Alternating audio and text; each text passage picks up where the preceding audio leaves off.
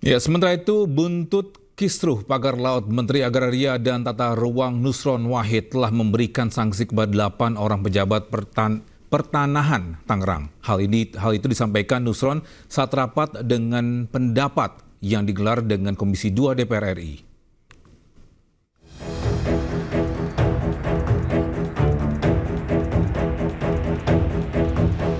Menteri Agraria dan Tata Ruang Nusron Wahid mencopot 6 pejabat di lingkungan kantor pertanahan Kabupaten Tangerang. Pencopotan ini dilakukan sebagai buntut kisruh pagar laut misterius sepanjang 30 km di Laut Tangerang. Nusron mengambil keputusan itu setelah audit investigatif dilakukan di internal kementeriannya.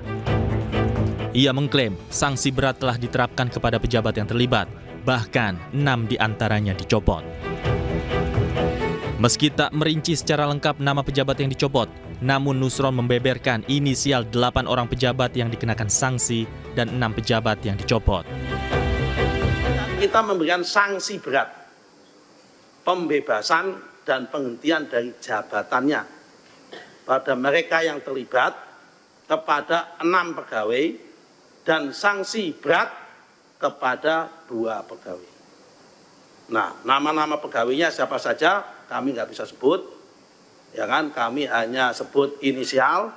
Yang pertama adalah JS, Kepala Kantor Pertanahan Kabupaten Tangerang pada masa itu. Kemudian SH, ex Kepala Seksi Penetapan Hak dan Pendaftaran. Kemudian ET, ex Kepala Seksi Survei dan Pemetaan. Kemudian WS, Ketua Panitia A. Kemudian YS, Ketua Panitia A. Kemudian NS, Panitia A. Kemudian LMX Kepala Survei dan Pemetaan setelah ET, kemudian KA X PLT Kepala Seksi Penetapan Hak dan Pendaftaran. Pejabat yang mendapatkan sanksi adalah Kepala Kantor Pertanahan Kabupaten Tangerang pada saat penerbitan sertifikat berinisial JS. Mantan Kepala Seksi Penetapan Hak dan Pendaftaran Kantor Tanah Tangerang berinisial SH. Mantan Kepala Seksi Survei dan Pemetaan Kantor Tanah Tangerang berinisial ET.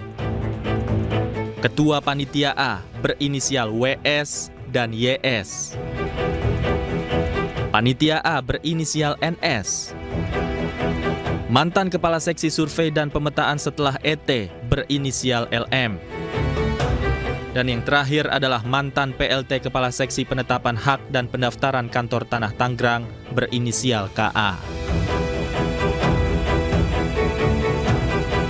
Dari 8 orang yang diperiksa, 6 orang diantaranya dicopot oleh Nusron karena dianggap telah menerbitkan SHGB pagar laut yang tidak sesuai dengan aturan.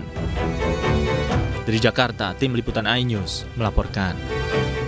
Kita beralih ke kasus lain, misalnya masyarakat anti korupsi Kamis siang mendatangi kantor Kejaksaan Agung untuk melaporkan dugaan korupsi di kasus pagar laut. Sementara itu, Menko Infrastruktur dan Pembangunan Kewilayahan Agus Harimurti Yudhoyono menduga ada penyalahgunaan wewenang dalam penertiban sertifikat di perairan Tangerang.